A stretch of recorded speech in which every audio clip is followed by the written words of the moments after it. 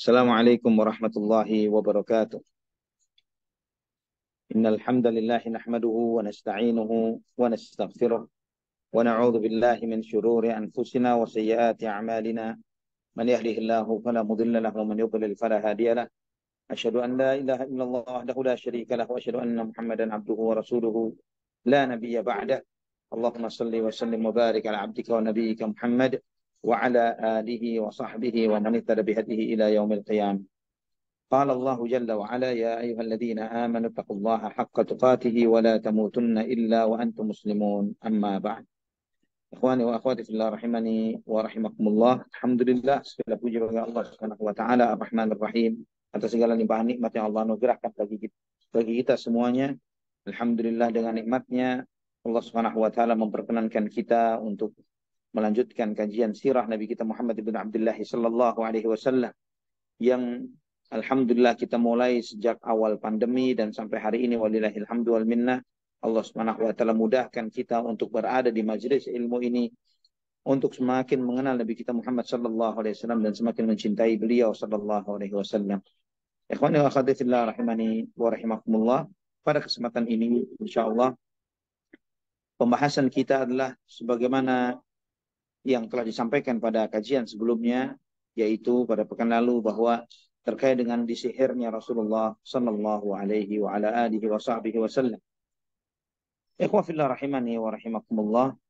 Dan sebelum kita membahas akan hal ini, bahwa sihir sebagaimana yang untuk mengetahui bahwa adalah salah satu penyakit yang memang dibuat oleh sebagian orang untuk menyakiti sebagian orang yang lain. Dan itu apakah mungkin terjadi kepada sosok seorang nabi? Adalah mungkin terjadi pada sosok seorang nabi. Walaupun sebagaimana dijelaskan oleh para ulama bahwa sihir yang terjadi pada sosok Nabi Muhammad sallallahu alaihi wasallam atau nabi yang lainnya itu tidak akan mempengaruhi kenubuatan mereka. Ya, nanti insyaallah kita akan membahas lebih mendetail terkait dengan hal ini sebagaimana di dalam riwayat-riwayat tentang disihirnya Rasulullah sallallahu alaihi wasallam. Jadi sihir itu berdampak kepada fisik beliau, ya, kepada anggota tubuh beliau sallallahu alaihi wasallam. Namun tidak mempengaruhi hati, tidak mempengaruhi keyakinan atau akal Rasulullah sallallahu alaihi wasallam. Jadi mempengaruhi panca indera beliau, penglihatan beliau sallallahu alaihi wasallam, sehingga beliau tertahan, sehingga tidak bisa mengkonsumsi makanan atau yang semisalnya melemahkan diri beliau sallallahu alaihi wasallam, dan tidak mempengaruhi sedikit pun terkait dengan penyampaian risalah dan syariat yang beliau sallallahu alaihi wasallam sampaikan. Ikhwah fillah rahimani wa rahimakumullah, sepulangnya Nabi sallallahu alaihi wasallam dari Hudaybiyah, yaitu di bulan Dzulhijjah dan memasuki bulan Muharram, ya, datanglah sebagian tokoh-tokoh Yahudi yang mereka ini, yang sebagian mereka masih tinggal di kota Madinah dengan menampakkan keislaman, namun mereka adalah orang-orang munafik. Ya, mereka menampakkan keislaman, namun mereka adalah orang-orang munafik. Mereka menemui Labid bin A'sam, ya, seorang Yahudi dari Bani Zuraiq, ya, dan dia ini juga menampakkan keislamannya. Ya, dia ini dari kalangan orang-orang munafik. Ikhwah fillah rahimani wa rahimakumullah. Orang-orang Yahudi ini mendatangi Labid bin A'sam, ya, dengan harapan agar Labid ini dikenal memang sebagai tukang sihir, ya, dan paling jago sihir. Dan mereka, orang-orang Yahudi, adalah bangsa yang memang mempelajari sihir. Bahkan sampai hari ini pun jejak dari mereka yang mempelajari ilmu sihir ini sangat kuat sekali, sangat kental sekali. Mereka mempercayai mitos-mitos, klinik-klinik, dan yang semisalnya sangat tinggi sekali, termasuk juga tentang kutukan 8 dekade yang saat ini sangat mereka khawatirkan dan takutkan. Itu pun karena keyakinan-keyakinan yang seperti ini. Dan ikhwatal iman rahimani wa rahimakumullah, mereka mendatangi Labid bin A'sam dengan mengatakan, ya Abul A'sam, anta asharu minna, bahwa engkau adalah orang yang paling jago sihir di antara kami, ya. Dan bagaimana Muhammad, kata mereka, ya, mereka mengatakan bahwa Muhammad telah menyihir kita, ya, menyihir laki-laki dan banyak wanita di antara kita, dan kita tidak bisa melakukan apapun. Dan engkau melihat, ya, kata mereka ini, tokoh-tokoh Yahudi ini berkata kepada Labid bin A'sam, engkau melihat bagaimana dampaknya terhadap kita dan bagaimana agama kita yang ditinggalkan karena sihirnya Muhammad. Ya, maksudnya sihirnya Nabi Muhammad adalah tentang syariatnya. tentang agama Nabi Muhammad SAW. Dan berapa banyak juga orang-orang di antara kita yang mati terbunuh ya akibat pengusiran, dan kemudian bagaimana kita telah membaca telah mengkaji dalam sirah, dalam perjalanan sirah Nabi kita Muhammad SAW. Berapa banyak dari mereka yang terusir dari kota Madinah, dan kita memberikan upah yang setimpal kepadamu jika kamu berhasil menyihir Nabi Muhammad SAW dengan sihir yang menyakiti Nabi Muhammad. Itu permintaannya. Nah, ikhwafillah rahimani wa rahimakumullah, maka Labid pun berupaya untuk menyihir Nabi. Dan biasanya sihir itu menggunakan sebagian dari apa yang terlepas dari tubuh korbannya atau objeknya.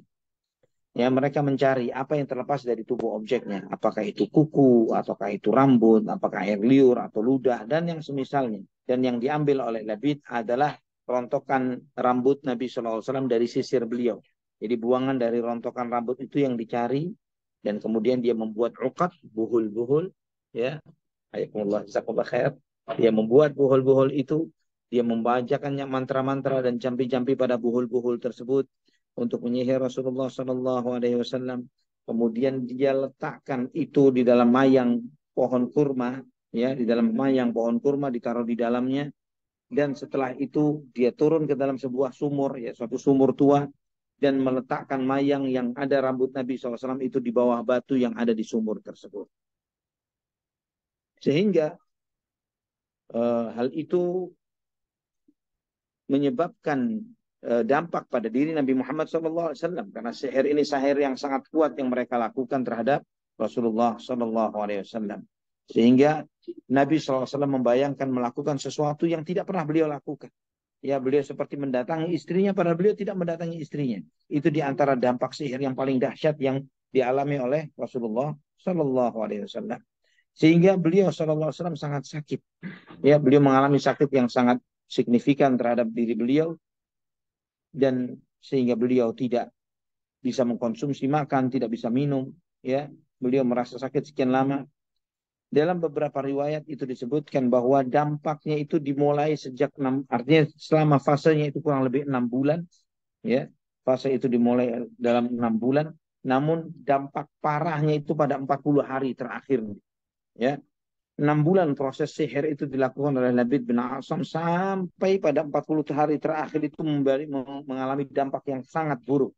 Ya, dan ikhwafillah rahimani wa rahimakumullah. Sehingga pada suatu hari ketika Nabi SAW di rumah Aisyah radhiyallahu anha, beliau berdoa, beliau memohon kepada Allah Subhanahu wa taala. Dan kemudian Nabi SAW bersabda, "Ya Aisyah, asy'arti anna Allah aftani fima istaftaituhu fihi." Ya, wahai Aisyah, tahukah kamu bahwa Allah Subhanahu wa taala telah menjawab apa yang aku minta, aku tanyakan kepada Allah Subhanahu wa taala. Atani rajulan, datanglah kepadaku dua orang, yaitu Jibril dan Mikail alaihi wassalam. Faqa'ada ahaduhuma 'inda ra'si wal akharu 'inda rijlayya. Yang satu duduk di sisi kepalaku dan satu lagi di sisi kakiku. Faqala ahaduhuma li sahibihi ma waja'ur rajul. Maka salah satu berkata kepada temannya, sakit apa yang dialami oleh orang ini? Apa yang menimpanya? Faqala masbubun. Maka salah satu dari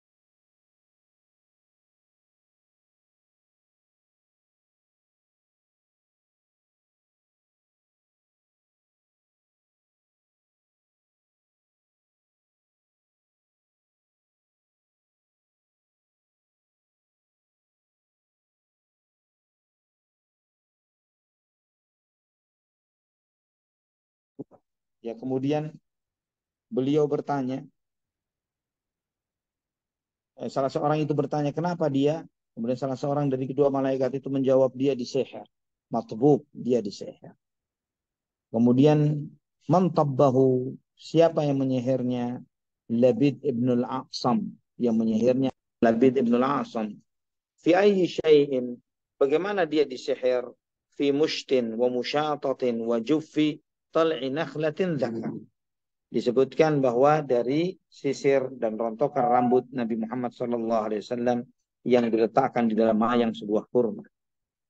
Kemudian lagi malaikat yang satunya menyampaikan lagi, aina huwa, di mana diletakkannya mayang kurma itu yang di dalamnya ada rambut buhul-buhul Nabi Muhammad Sallallahu Alaihi Wasallam. Dikatakan fi bi'ri Dzarwan, ya, di dalam sungai, di dalam sumur Dzarwan.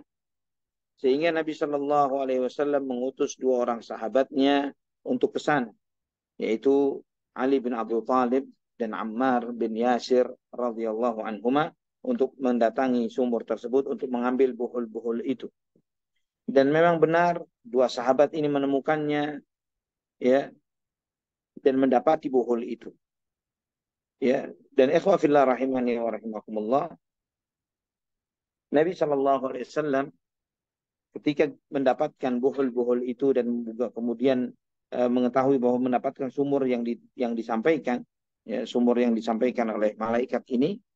Setelah itu Nabi SAW balik menemui Aisyah, dan Nabi SAW bersabda, ya Aisyah, hadhil bi'ru allati urituha ka'anna ma'aha nuqa'atul hinna wa ka'anna nakhlaha ru'usus syayatin. Wahai Aisyah, bahwa sumur yang ditunjukkan kepada aku itu airnya merah seperti tercampur daun pacar, ya, kata Nabi SAW, seperti air yang bercampur dengan daun pacar, dan pohon-pohon kurmanya seperti kepala-kepala syaitan, kata Rasulullah Sallallahu Alaihi Wasallam. Kemudian setelah ditemukan sumur itu, ya khawafillah, Nabi Sallallahu Alaihi Wasallam memerintahkan supaya sumur itu dikubur, ya, sumur itu supaya dikubur. Dan Aisyah pun bertanya, ya Rasulullah, afalastakhrajtahu, kenapa engkau tidak mengeluarkan buhul itu dari tempatnya? Ya, tidak mengeluarkan buhul itu dari tempatnya.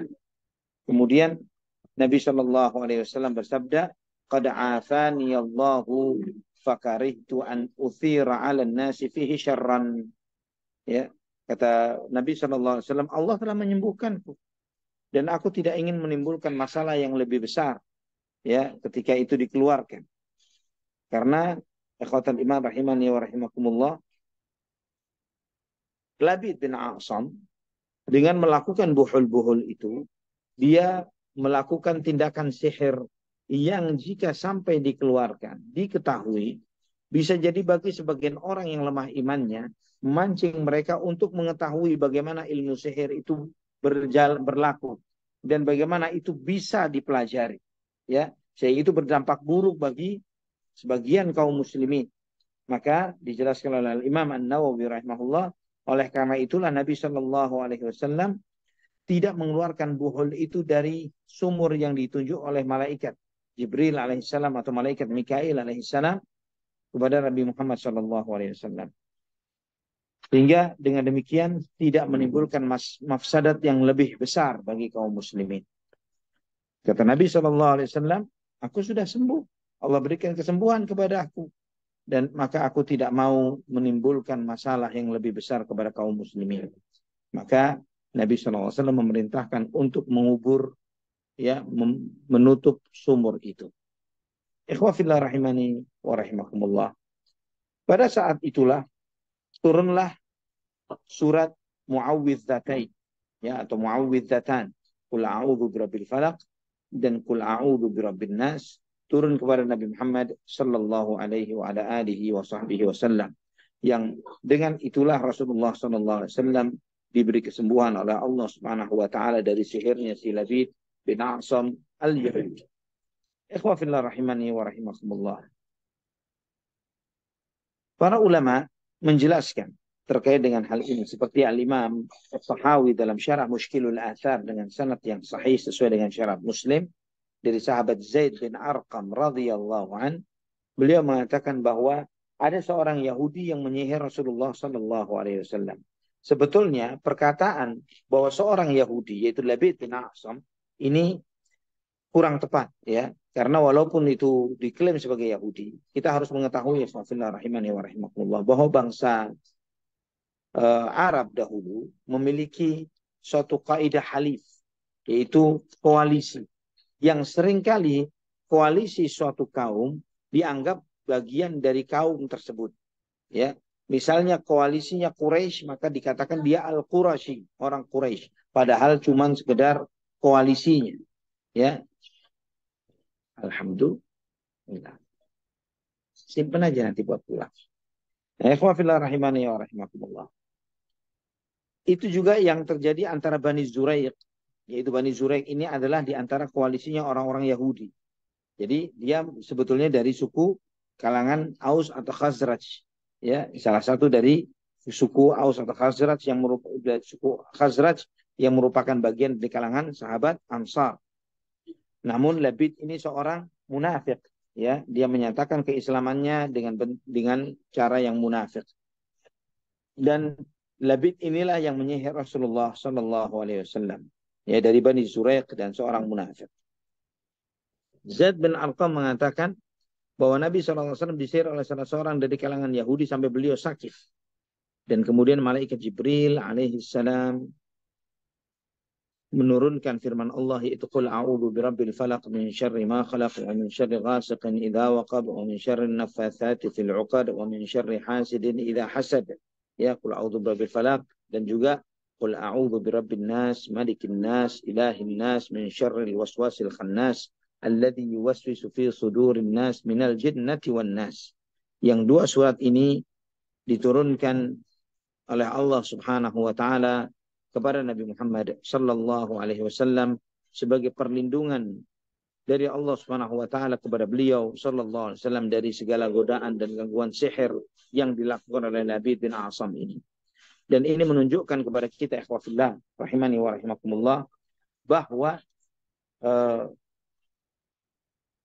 penyembuhan terbaik dari masalah sihir adalah berlindung kepada Allah Subhanahu wa taala dengan membaca ayat-ayat Allah Subhanahu wa taala, membaca Al-Qur'an dan sunnah Nabi sallallahu alaihi wasallam, doa-doa dari sunnah Nabi sallallahu alaihi wasallam. Dengan membaca terutama muawwidzatain, qul a'udzu birabbil falaq dan qul a'udzu birabbin nas, kita telah menjalankan sunnah Nabi Muhammad sallallahu alaihi wasallam, kita telah menjalankan apa yang dilakukan oleh malaikat Jibril dan Israfil dan Mikail alaihi wassalam ketika meruqyah Rasulullah sallallahu alaihi wasallam dengan membaca dua surat ini.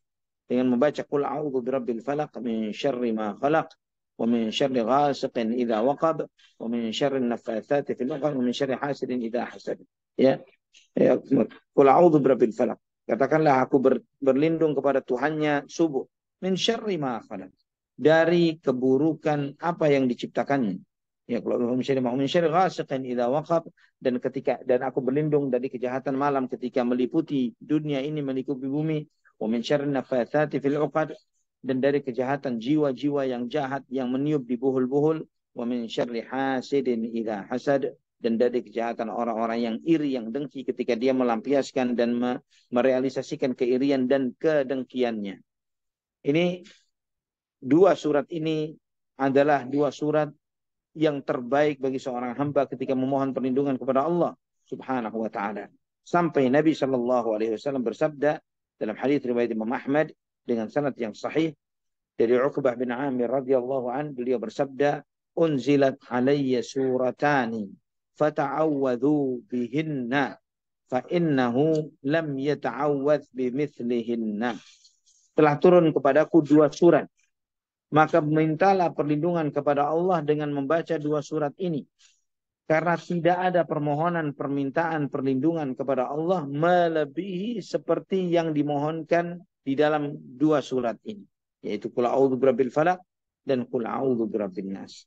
Karena Qul a'udzu birabbil falaq, ikhwafillah rahimani wa rahimakumullah, kita secara global, ya, secara global dan terperinci memohon perlindungan kepada Allah Subhanahu wa taala dari kejahatan-kejahatan yang di luar diri kita. Itu surat Al-Falaq.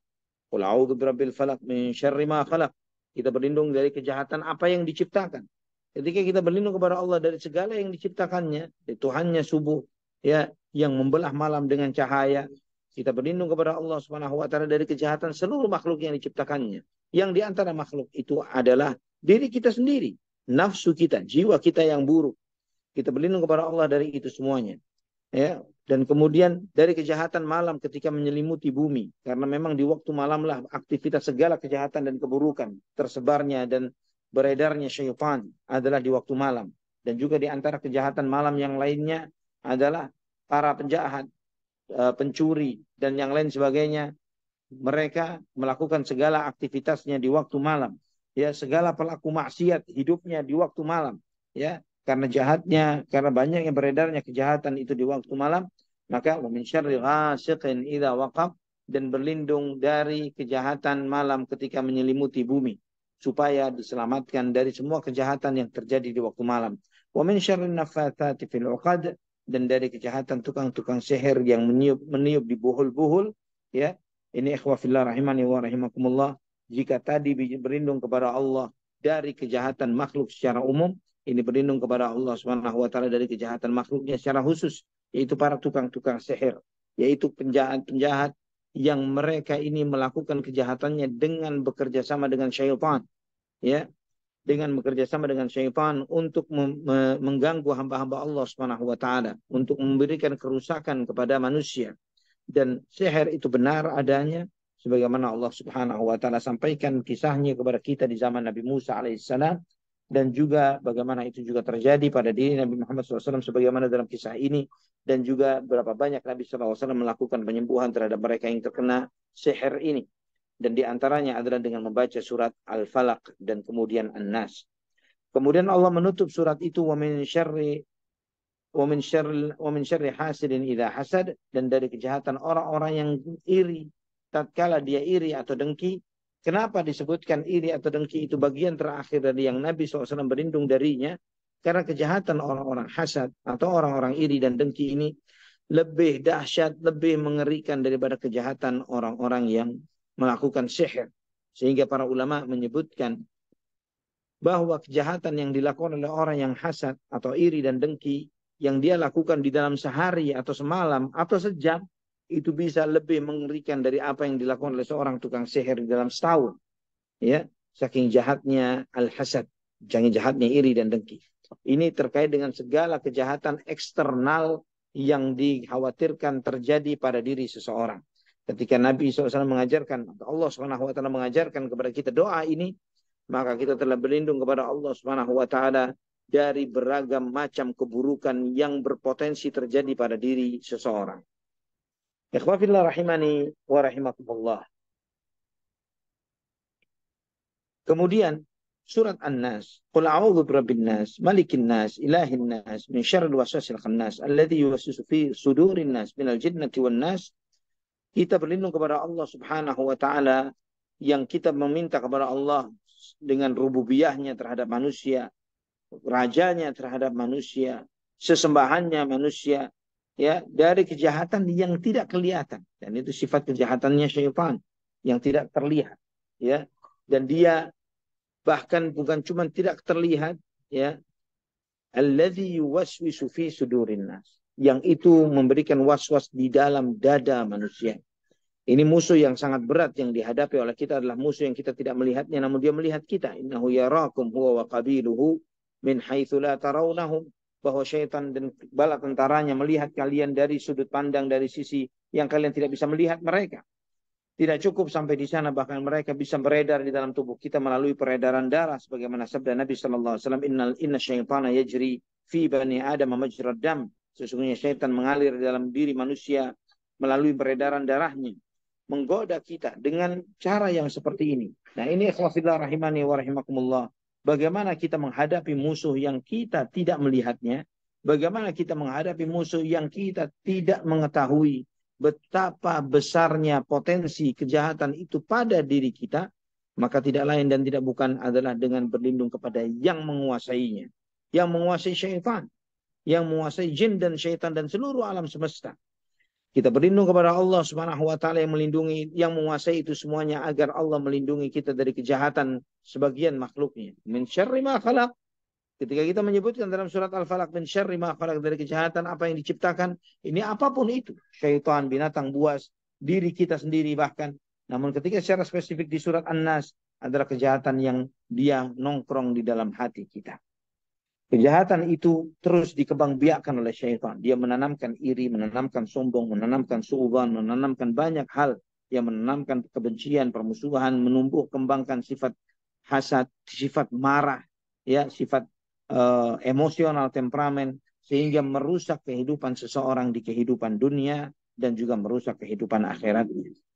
Maka ikhwafillah rahimani wa rahimakumullah, perlindungan Nabi Muhammad SAW dengan dua surat itu adalah perlindungan yang sangat menyeluruh, ya, dari kejahatan-kejahatan yang berpotensi dari secara eksternal maupun kejahatan-kejahatan yang ada di dalam dada manusia, yang yang setan itu yuwaswisu fi sudurin nas minal jinnati wan nas, yang meniupkan waswas di dalam dada manusia, baik itu dari kalangan jin dan maupun manusia.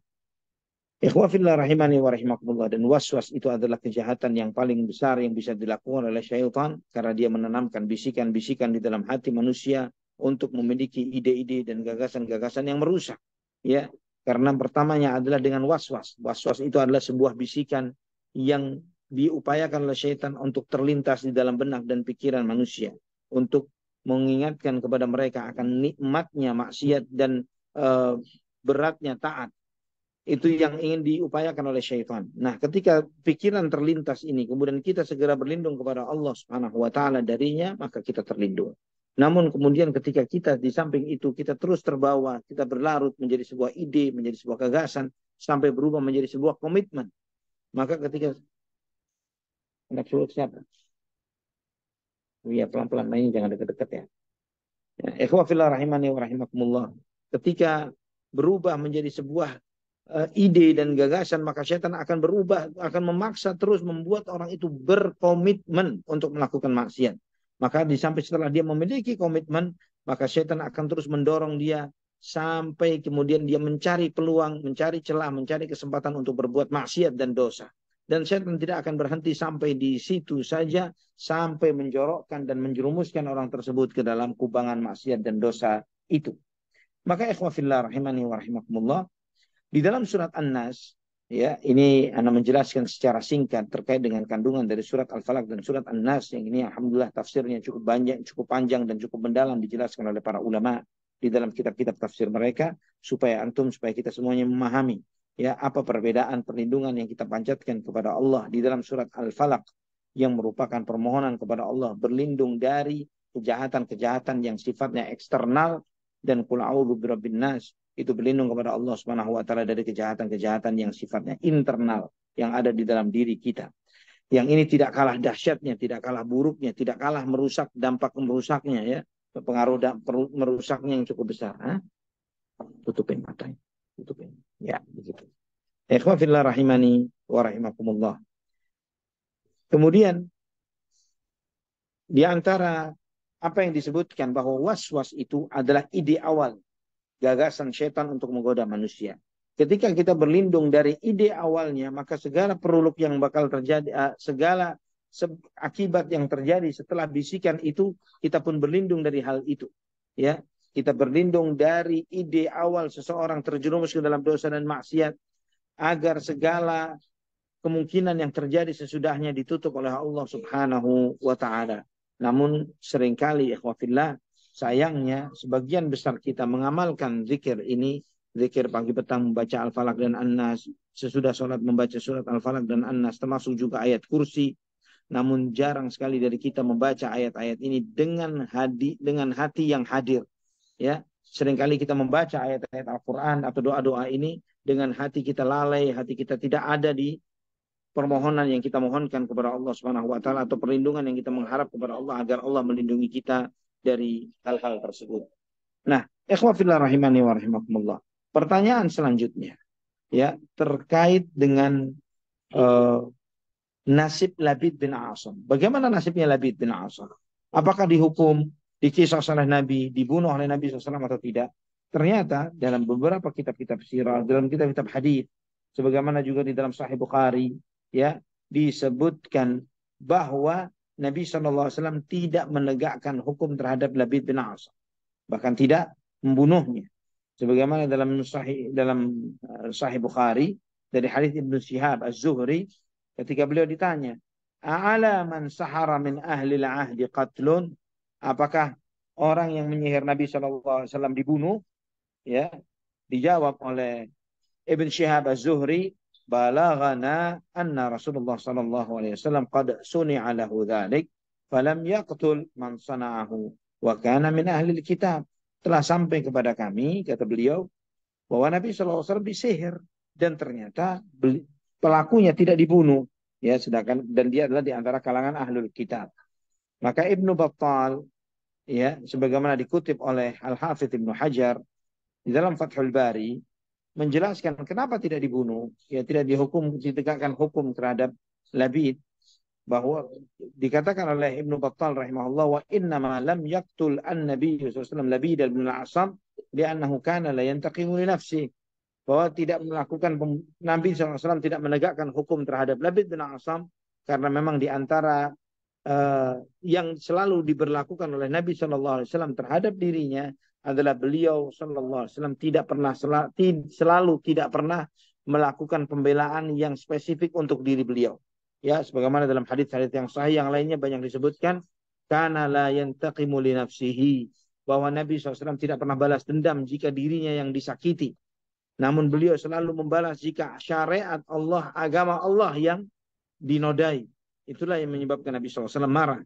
Namun ketika pribadinya disakiti, Nabi SAW tidak pernah membela diri untuk dirinya sendiri. Dan juga di antara penyebab lainnya adalah dikhawatirkan ketika Labid dilakukan, ya, penegakan hukum terhadapnya, itu akan menimbulkan fitnah di antara kaum muslimin, terutama, ya, di antara sahabat Ansar yang memiliki koalisi dengan sebagian orang-orang Yahudi tersebut dengan sahabat, ya, yaitu dengan kalangan umat Islam yang lainnya. Jadi ini masuk di dalam konteks kenapa Nabi SAW tidak melakukan penghukuman terhadap tokoh-tokoh munafikin. Ya, Abdullah bin Ubay bin Salul tidak ditegakkan hukum terhadapnya. Kenapa tidak ditegakkan hukum terhadap Abdullah bin Ubay bin Salul? Ya, karena Abdullah bin Ubay adalah tokoh yang disegani oleh orang-orang Ansar, sebagian oleh sahabat Ansar, dan tidak ditegakkan hukum itu supaya tidak tersebar kebohongan, tersebar berita bahwa Nabi Shallallahu Alaihi Wasallam membunuh sahabatnya, ya, membunuh sahabatnya. Karena bagaimanapun juga sebagian orang-orang munafik atau keseluruhan orang-orang munafik itu menisbatkan dirinya kepada kaum muslimin atau di antara umat Islam. Nah, ikhwah fillah rahimani wa rahimakumullah, sebelum kita buka sesi soal jawab, saya ingin menyampaikan penjelasan Al-Imam Ibnu Qayyim Al-Jauziyah rahimahullah ketika beliau menjelaskan tentang apa pengobatan terbaik, ya, untuk mengobati penyakit yang disebabkan oleh sihir.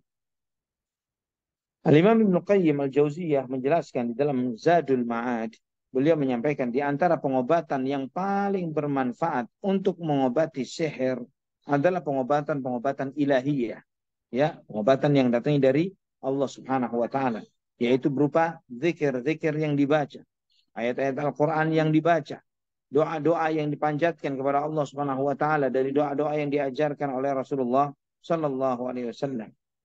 Kata beliau, kata Imam Ibnu Qayyim Al-Jauziyah, jika hati itu ramai, semarak, makmur dengan zikrullah, ya, makmur dengan permohonan-permohonan, perlindungan-perlindungan, zikir-zikir, ta'awudzat, pemohonan perlindungan kepada Allah Subhanahu wa taala, ya, dan wirid itu atau zikir itu hatinya tidak kosong dari zikir tersebut, lisannya tidak kering dari zikir-zikir itu, maka ini, kata beliau, kana hadza min a'zamil asbabil lati tamna'u isabat as-sihri lahu.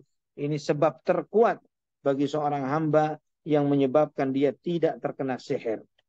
Ya. Dan kata beliau, kata Imam Ibnu Qayyim, wa sultanu ta'thiri sihri huwa fil qulubi dha'ifah. Sihir itu sangat berdampak kepada jiwa-jiwa yang lemah. Ya, maka seringkali yang terkena sihir itu biasanya adalah anak-anak atau wanita atau orang-orang yang jahil. Karena jiwa-jiwa yang buruk inilah atau yang lemah inilah yang mereka tidak bisa persisten atau tahan terhadap serangan-serangan sihir yang dikirimkan oleh para tukang sihir.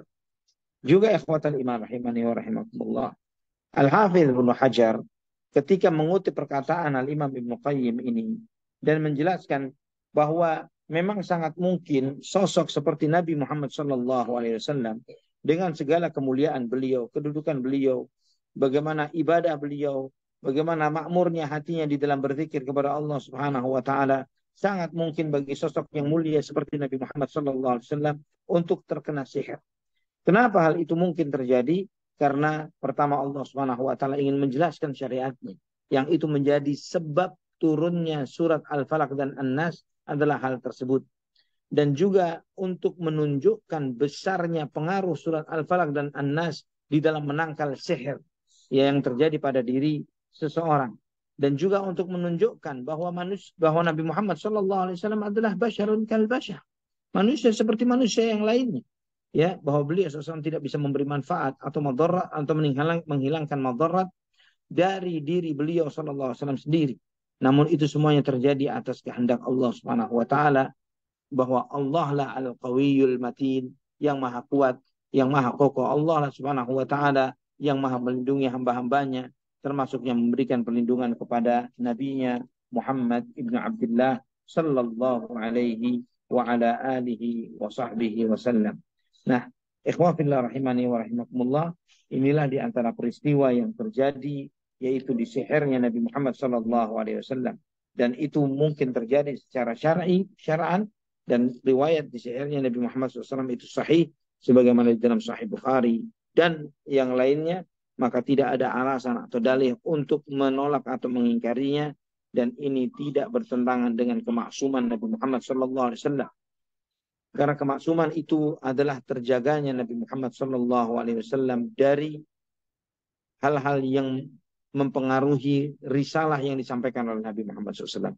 Bukan berarti bahwa Nabi SAW itu maksum, artinya beliau tidak sakit, beliau tidak terkena hal-hal yang buruk terkait dengan pribadi dan diri beliau. Itu semuanya terjadi pada diri Nabi SAW. Namun Nabi maksum di dalam penyampaian wahyu dan risalah. Wallahu ta'ala ala wa alam bissawab. Barakallahu fiikum. Ya, Tafadhali, silakan. wafikum. Barakallah. Jazakumullahu khairan Ustadz atas materinya hari ini.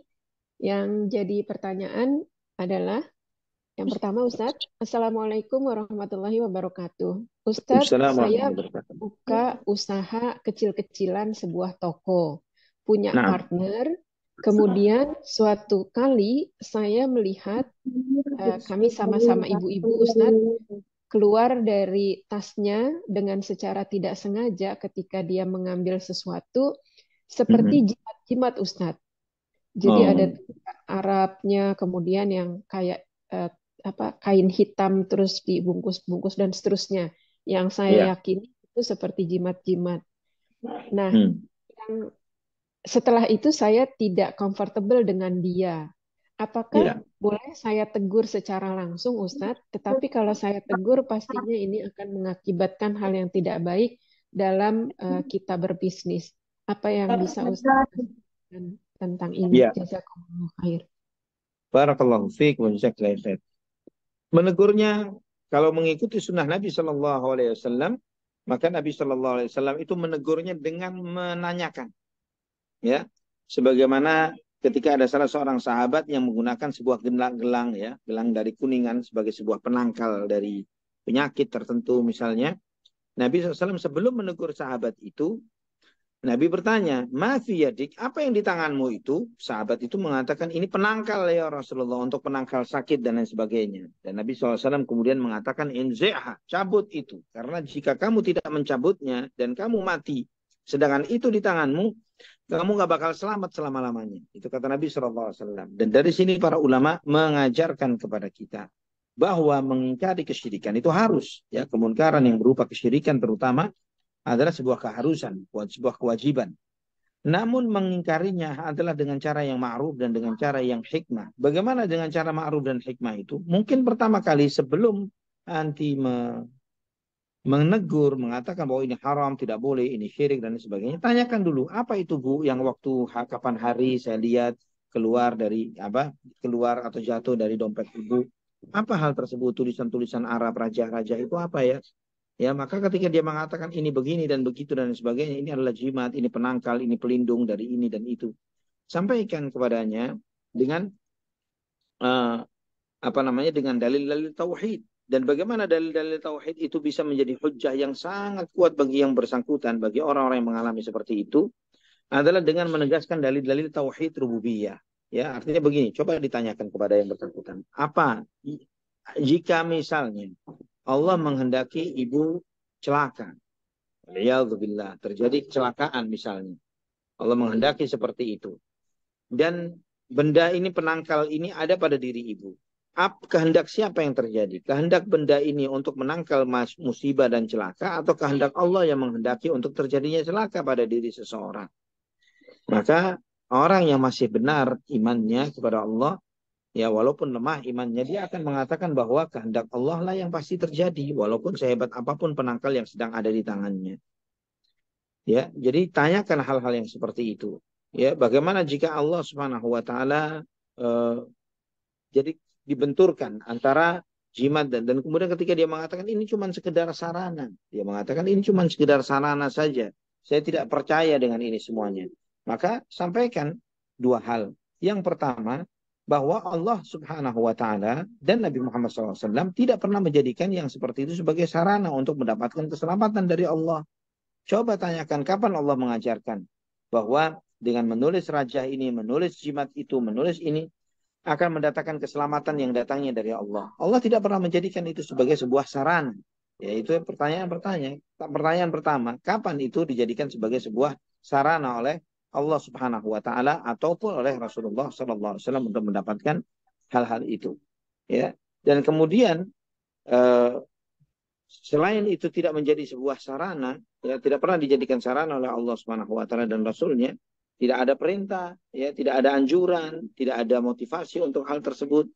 Maka bagaimana hal yang seperti ini kemudian diyakini sebagai sebuah sarana? Dan pertanyaan kedua yang ditanyakan, kamu percayanya kepada benda-benda ini atau kepada Allah? Ya, kita tanya seperti itu. Ya, kalau dia mengatakan saya hanya percaya kepada Allah, bukan pada benda-benda ini.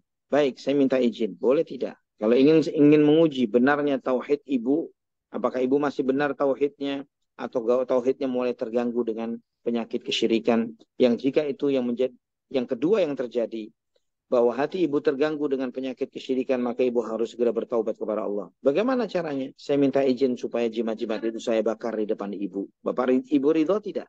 Ya. Kalau jimat-jimat itu misalnya ibu ridho bahwa saya bakar di depan ibu, dan ibu tidak percaya, percaya hanya kepada Allah Subhanahu wa taala, percayanya itu adalah cuma sekedar sarana saja, maka itu tidak akan menjadi masalah. Namun ketika saya menawarkan untuk saya bakar dan ternyata ibu ada reaksi tertentu, penolakan, maka itu menunjukkan ibu punya keyakinan tertentu terhadap raja atau jimat-jimat tersebut. Keyakinan kepada selain Allah, dan itu namanya syirik. Wallahu a'lam bishawab. Masya Allah. Ya Ustadz, jazakumullahu khairan. Pertanyaan kedua Ustadz. Nah, Assalamualaikum warahmatullahi wabarakatuh. Ustadz, Assalamualaikum. mohon nasihatnya bila saya punya teman. Kemudian ketika saya ajak kajian, dia bilang seperti ini Ustadz. Kan guru kita sama-sama mengajarkan untuk mencintai Rasulullah SAW. Jadi saya punya kajian, kamu juga punya kajian. Intinya memang tidak ingin diajak. Tetapi makna yang sesungguhnya sebenarnya seperti apa ya Ustadz kalau kita mendengar hal seperti itu? Jazakumullahu khairan atas Ya. nasihat Ustadz. Wallahu a'lam bishawab. Yang bersangkutan itu apakah memang betul seperti yang dia sampaikan secara eksplisit, yaitu dia memang menghadiri kajian yang memang tidak anti hadiri, ya. Mungkin dia ngaji dengan ustadz tertentu yang mungkin berbeda dengan ustadz anti, mungkin beliau ngaji dengan misalnya Ustadz Firanda Hanjir Jahali hafizahullah, atau dengan Ustadz Syafiq Reza hafizahullah, atau dengan Ustadz Arifin Badri hafizahullah, atau dengan asatidah sunnah yang lainnya. Jika eksplisit yang disampaikan adalah itu, maka fajazahullahu khairan, barakallahu fiih. Kepada siapapun dia belajar selama ngaji kepada ustadz-ustadz yang mengajarkan kepada dakwah tauhid dan sunnah ini, maka itu adalah baik. Tidak harus fanatik kepada seorang guru tertentu, ya, tidak harus mengedepankan atau mengunggulkan seorang guru tertentu dari guru yang lainnya. Tetap selama mereka di atas manhaj atau akidah yang sama, maka itu adalah sebuah kebaikan bersama. Jika itu yang dimaksud. Namun jika maksudnya adalah ternyata yang dimaksud gurunya yang ikut mencintai, yang juga mencintai Nabi Shallallahu Alaihi Wasallam itu adalah ustadz-ustadz atau dai-dai yang di luar akidah atau manhaj salaf atau manhaj sunnah, maka yang bersangkutan mungkin kita bisa tunjukkan bagaimana dia mengklaim, mengatakan gurunya mengajarkan kepada mencintai Nabi, tapi kenapa kok memadamkan sunnah Nabi? Kenapa tidak menghidupkan sunnah Nabi Muhammad Sallallahu Alaihi Wasallam? Ya, seperti misalnya menganjurkan untuk bagi laki-lakinya berjanggut, misalnya tidak memakai pakaian yang isbal, misalnya. Kok malah sebaliknya, malah menganjurkan kepada hal-hal yang dibenci oleh Nabi, yang diperingatkan oleh Nabi, diingatkan akan bahayanya, yaitu seperti misalnya menghidupkan bid'ah-bid'ah. Kok seperti ini dikatakan mencintai Nabi? Mencintai Rasulullah SAW adalah taat kepada beliau, bukan dengan malah menyelisihi wasiat dan pesan serta hadis-hadis yang beliau SAW sampaikan. Wallahu a'lam bishawab. Ya Ustadz, jazakumullahu khairan. Ustadz, ini satu lagi sedikit, Nah, afwan. silakan. Boleh. Ya, Assalamualaikum warahmatullahi wabarakatuh. Ustadz, ketika ada yang mengatakan bahwa musik itu tidak haram, dan ini dari keluarga dekat, bagaimana cara memberitahu yang cukup singkat ya Ustadz, bahwa musik itu haram? Jazakumullahu khairan. Barakallahu fiik. Ada hal yang paling mudah, ya banyak hal ya, banyak aspek yang bisa kita tunjukkan ya. Kalau misalnya kita berseteru tentang dalil, seringkali pemahaman itu atau pemahaman seseorang itu bertingkat-tingkat ya. Sehingga sebagian orang karena sudah sangat fanatik dengan seorang syekh, seorang guru, ya seorang pembimbing tertentu, maka apa yang dia dengar dari syekh atau guru atau pembimbing itu menjadi sebuah syubhat yang mengakar pada diri orang itu. Maka dengan demikian maka membuat dia menerima mentah-mentah keyakinan itu dan pemahaman itu dan meyakininya dengan sekuat-kuatnya. Kita tanyakan kepada yang bersangkutan ya bahwa apakah mungkin, ya pertanyaan apakah mungkin cinta kepada musik dan cinta kepada Quran itu beriringan di dalam hati seorang hamba? Ini sesuatu yang mustahil dirasakan, yang mustahil berlaku pada hati seorang muslim atau mukmin. Sederhana saja, misalnya ketika dia lagi asyik, misalnya dia mengatakan bahwa saya cinta Quran, tapi di saat yang bersamaan saya juga tidak membenci musik, atau dia mencintainya. Boleh, silahkan dengan klaim dan anggapannya itu. Ketika dia lagi asyik mendengarkan nyanyian dan lagu, coba switch dengan diganti dengan mendengarkan qiraatul Quran. Walaupun ngajinya yang dibaca oleh Syekh Abdurrahman As-Sudais misalnya, atau Syekh Su'ud Ash-Shuraim misalnya, atau Syekh Hani Ar-Rifai misalnya, atau Musyairi Rashid Al-Afasi misalnya, bacakan qari yang the best yang mungkin antum pernah pahami, switch, ganti apa yang dia dengar dari nyanyian dan lagu itu dengan bacaan Al-Quran. Bagaimana suasana hatinya, bagaimana raut wajahnya, bagaimana reaksinya, itu menunjukkan kemana kecenderungan dirinya, kepada lagu, kepada nyanyian, atau kepada kalamullahi jalla jalaluh. Wallahu a'lam bishawab. Masya Allah. Ya Ustadz, jazakumullahu khairan. Barakallahu fiik. Bismillah. Tafadhol silakan. Waalaikumsalam. Waalaikumsalam warahmatullahi wabarakatuh. Izin bertanya Ustaz. Ahlan wa sahlan akhi. Pertama Ustaz mengenai sihir Ustaz. Mungkin saya terlewat.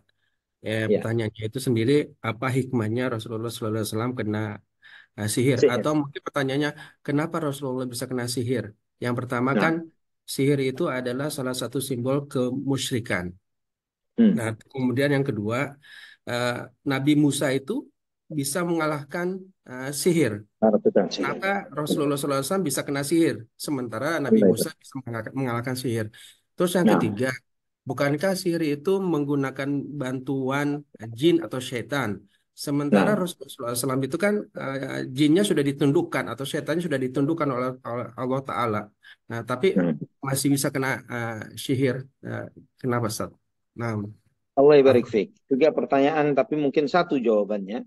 Pertama jawaban terkait dengan yang jin atau syaitan yang ditundukkan dari diri Nabi Muhammad SAW adalah qarinnya beliau.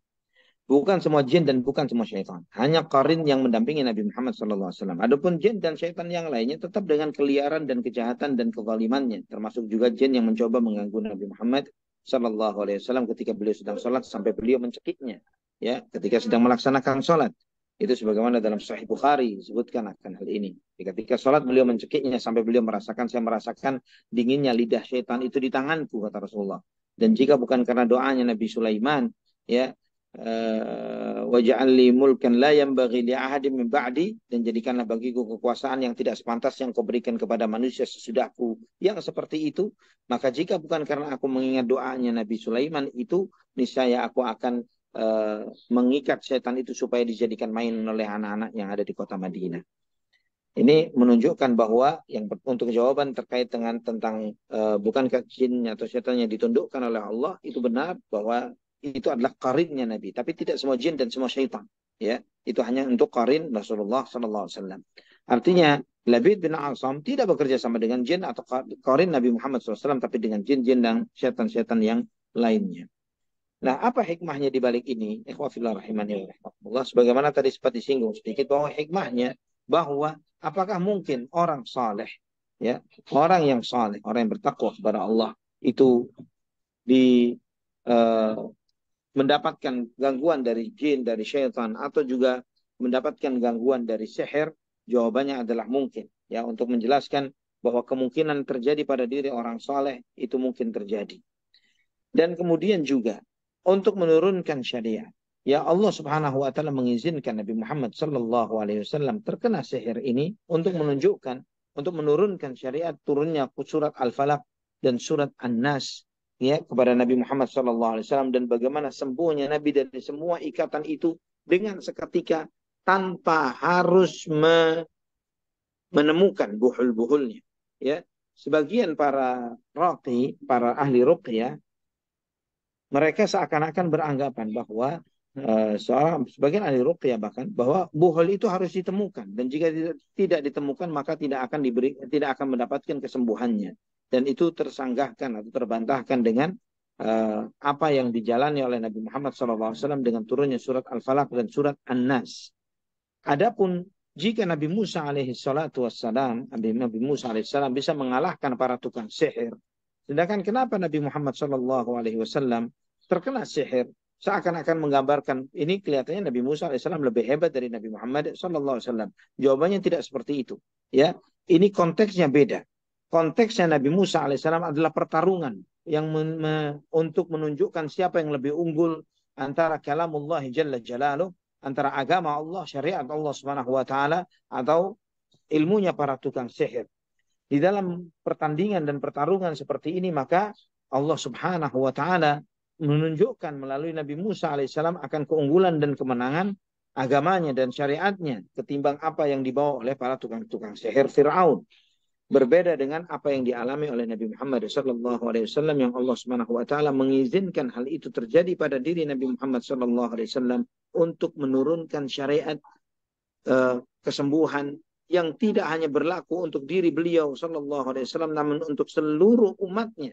Ya, Allah Subhanahu wa taala menurunkan melalui apa yang terjadi, yang sebab turunnya surat Al-Falaq dan surat An-Nas, sebuah syariat yang berlaku sampai akhir zaman selama umat Muhammad SAW berpegang dengan ayat-ayat Allah ini, bahwa segala kejahatan dan keburukan yang dilakukan oleh sebagian makhluk Allah Subhanahu wa taala bisa ditanggapi, bisa dijawab, bisa ditepis dengan permohonan perlindungan kepada yang menguasainya, yaitu kepada Allah Subhanahu wa taala. Maka Nabi SAW telah menegaskan tentang surat Muawwidzatain, ma ta'awwada muta'awwidun bimithlaihima. Tidaklah seseorang itu memohon perlindungan kepada Allah seperti dengan memohon perlindungan dengan membaca dua surat ini. Wallahu a'lam bishawab. Konteksnya berbeda antara Nabi Musa dan Nabi Muhammad sallallahu alaihi wasallam. Barakallahu fiikum. Jazakallahu khairan Ustaz. Wa jazakumullahu khairan. Naam, Ummu Firli, tafadhali. Iya Ustaz, Bismillah. Assalamualaikum warahmatullahi. Waalaikumsalam warahmatullahi wabarakatuh. Sedikit flashback Ustaz ke sirah ini tentang perang Hudaibiyah yang waktu itu Abu Jandal diikat diikat oleh bapaknya itu ya Ustaz. Terus dia kan berteriak meminta tolong, kenapa orang Islam kok membiarkan saya seperti ini, kurang lebihnya seperti itu ya Ustaz. Akhirnya Rasulullah hanya untuk sabar seperti itu. Dan siapa Abu Bakar memberikan isyarat mengacungkan pedangnya dengan maksud bunuh itu orang tuamu, seperti itu Ustaz. Ustaz sampai sebegitunya gitu, artinya ada yang meminta tolong tapi tidak segera untuk melakukan sebuah Pertolongan tindakan. itu. Iya, seperti itu, Ustaz.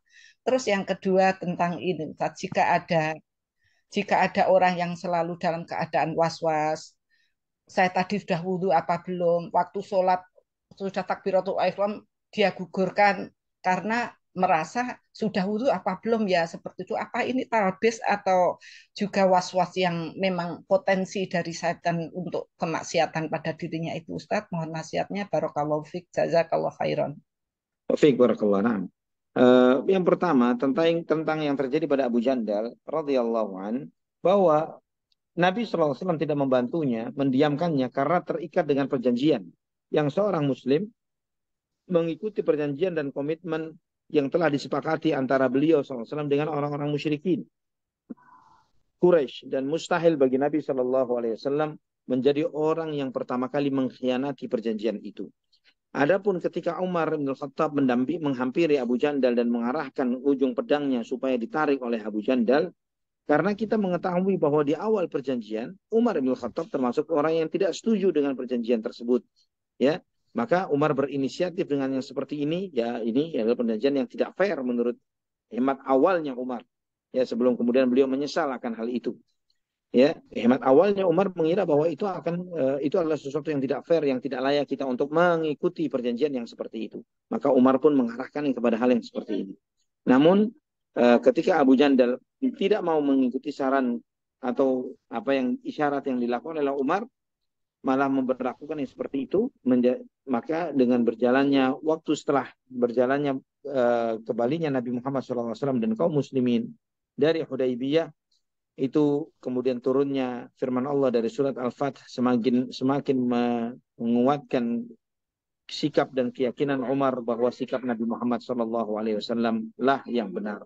Ya, bukan sikap yang diambil awalnya oleh Umar bahwa seakan-akan keputusan itu adalah keputusan yang lebih berpihak kepada orang-orang musyrikin Quraisy dan mengalahkan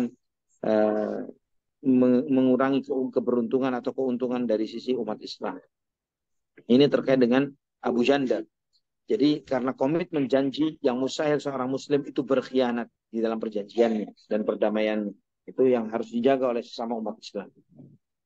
Kemudian yang kedua yaitu terkait dengan was-was di dalam wudu ataupun sholat. Apakah itu talbis ataukah was-was? Was-was bagian dari talbis. Was-was bagian dari talbis atau godaan syaitan dan iblis. Ya, di antaranya adalah was-was syaitan. Ya, dan itu memang benar. Ya, keraguan-raguan apakah wudunya sah atau tidak, apakah wudunya masih ada atau tidak, itu adalah bagian dari was-was, apakah takbiratul ihram dan sebagainya, apakah benar atau tidak. Itu bagian dari was-was syaitan. Dan bagaimana menghilangkan was-was syaitan ini? Was-was itu ditepis dengan memohon perlindungan kepada Allah, itu yang pertama, dan yang kedua adalah dengan ilmu. Ya, bagaimana dengan ilmu? Ya, sebagaimana sabda Nabi SAW, da'ma yaribuka ila ma la yaribuk, dalam hadis yang sahih yang diriwayatkan oleh Imam At-Tirmidzi dan yang lainnya dari Al-Hasan bin Ali radhiyallahu an, tinggalkanlah yang meragukanmu kepada hal yang tidak meragukanmu.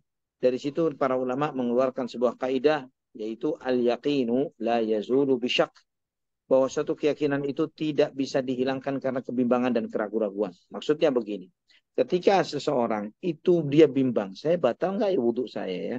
Coba dia remind lagi, apa yang diingat olehnya.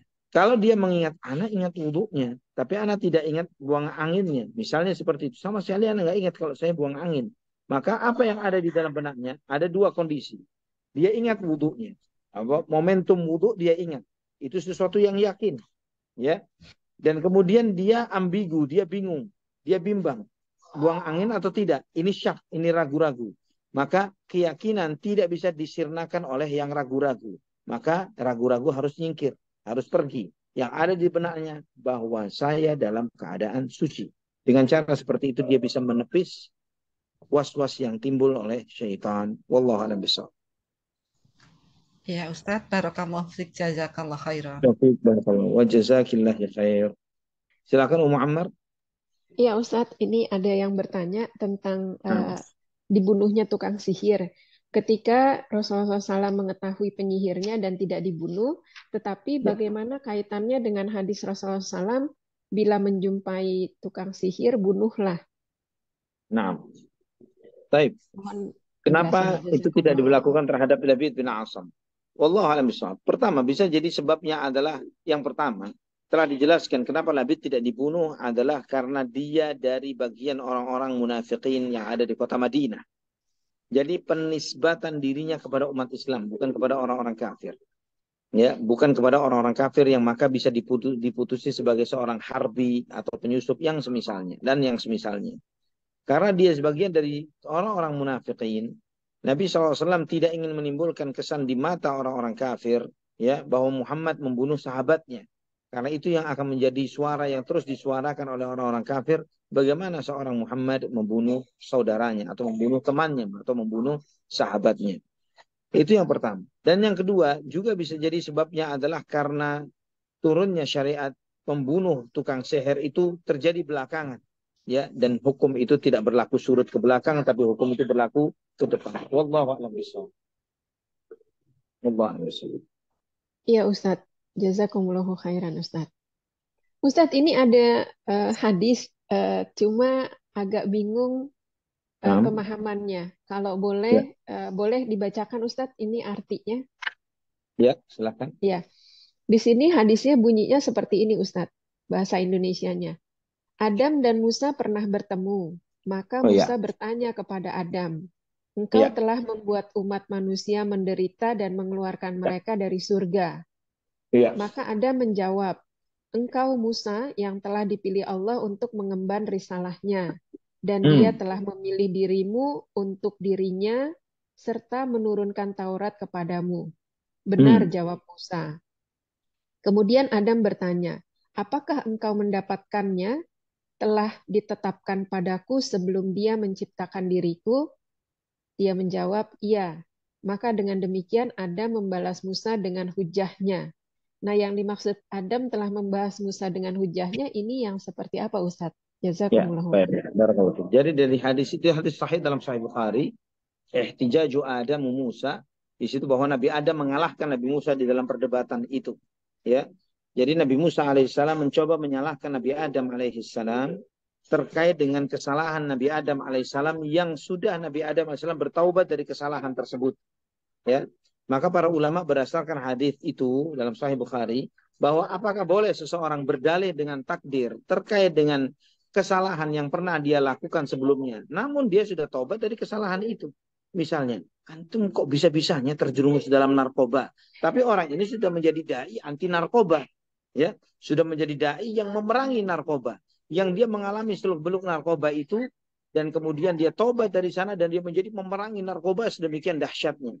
Maka dengan segala effort, segala pengetahuannya, ilmunya, potensinya, dan lain sebagainya, maka dia menjawab, "Hadza qadarullah masya fa'al." Itu takdir Allah. Anak terjerumus dalam hal itu. Alhamdulillah. Kalau bukan karena itu, anak tidak menjadi seperti ini. Ya, ini dia berdalih dengan takdir terkait dengan kesalahan yang dia sudah bertaubat dengannya. Apakah itu boleh? Boleh. Dalilnya adalah tentang peristiwa Nabi Adam dengan Nabi Musa alaihissalam. Dan Nabi Musa alaihissalam mencoba menyalahkan Nabi Adam alaihissalam terkait dengan sesuatu yang sudah ditetapkan oleh Allah Subhanahu wa taala terhadap Nabi Adam sebelum Nabi Adam tercipta. Bukankah Allah berfirman sebelum Nabi Adam tercipta, "Inni ja'ilun fil ardi khalifah." Aku akan menjadikan khalifah di muka bumi. Itu sebelum Nabi Adam ada. Allah telah menentukan bahwa Nabi Adam bakal di muka bumi. Ya, itu ketetapan Allah sebelum Nabi Adam tercipta. Itu ketetapan Allah. Itu yang dimaksud oleh Nabi Adam alaihissalam. Bagaimana kamu menyalahkanku tentang sesuatu yang sudah pasti terjadi dan pasti ditetapkan oleh Allah bahwa Adam dan keturunannya akan ada di muka bumi. Adapun sebab atau bagaimana hal itu terjadi sehingga terjadinya dengan kesalahan yang dilakukan oleh Nabi Adam sehingga Nabi Adam terbuang dari surga ke muka bumi, itu di luar yang diketahui oleh Nabi Adam dan juga Nabi Musa alaihi wassalatu wassalam. Namun kepastian bahwa manusia akan diturunkan ke muka bumi dengan segala keturunannya telah ditetapkan oleh Allah Subhanahu wa taala sebelum Nabi Adam tercipta. Itu bukan sebagai sebuah kesalahan yang dibuat oleh Nabi Adam sehingga menyebabkan dalam tanda kutip kesialan keturunannya. Karena kata khalifah itu adalah generasi yang silih berganti, turun temurun. Inni ja'ilun fil ardi khalifah. Aku menciptakan manusia yang akan turun-temurun terjadi lahir di muka bumi. Wallahu a'lam bishawab. Itu yang dimaksud dengan Nabi Adam mengalahkan hujah Nabi Musa alaihissalam. Iya Ustaz, Masya Allah, jazakumullahu khairan Ustaz. Barakallahu fikum. Sudah habis pertanyaannya Ustaz. Masya Allah. Baik, ikhwatillah. Rahimani wa rahimakumullah. Kebetulan anak juga tidak lagi di rumah, lagi di luar rumah. Dan pinjam kantor teman untuk ngisi kajian malam ini. Karena kalau pulang pasti kajiannya bakal libur lagi. Ya, karena masih lumayan waktu setengah jam sampai di rumah. Walillahilhamd. Pada kesempatan ini kita ngaji, kita membahas tentang sirah Nabi kita Muhammad SAW. Melanjutkan materi yang sebelumnya terkait dengan disihirnya Nabi Muhammad SAW. Dan memang banyak kaum rasionalis mencoba mempermasalahkan tentang peristiwa ini. Namun dalil-dalil atau dalih-dalih yang mereka sampaikan adalah dalih-dalih yang lemah, yang tidak berhujjah dengan hujjah yang kuat. Sedangkan riwayat-riwayat ini adalah riwayat-riwayat yang sahih, disahihkan oleh para ulama di dalam kitab-kitab hadis mereka, dijelaskan oleh para ulama seperti Al-Hafidz Ibnu Katsir, Al-Imam Ibnu Jarir At-Tabari dan yang lainnya, dan juga sanggahan para ulama ahlul hadis terkait dengan syubhat-syubhat yang mereka tebarkan, kaum rasionalis tebarkan terkait dengan disihirnya Nabi Muhammad SAW, terkait dengan kemaksuman, terkait dengan bahwa level Nabi Muhammad bisa jadi lebih rendah dari Nabi yang lainnya karena hal ini dan lain sebagainya. Semuanya telah disanggah dengan sangat mendetail di dalam karya-karya para ulama Ahlus Sunnati wal Jamaah. Maka kita bersyukur kepada Allah Subhanahu wa taala yang telah menempatkan dan mengokohkan akidah dan keyakinan kita di atas keyakinan yang sahih ini, yang berdasarkan Al-Quran dan Sunnah Nabi SAW yang sahihah. Dan keyakinan ini adalah keyakinan yang selaras antara nas yang sahih dengan akal yang sehat. Semoga Allah SWT senantiasa menjaga akidah dan keyakinan kita di atas keyakinan yang sahih ini, dan semakin menumbuhkan kecintaan kita kepada Al-Quran dan kecintaan kita kepada Nabi Muhammad SAW. Semoga apa yang kita pelajari bermanfaat bagi kita semuanya. Kita tutup dengan doa kafaratul majlis. Subhanakallahumma wa bihamdik, asyhadu an la ilaha illa anta, astaghfiruka wa atubu ilaik. Wassalamualaikum warahmatullahi wabarakatuh.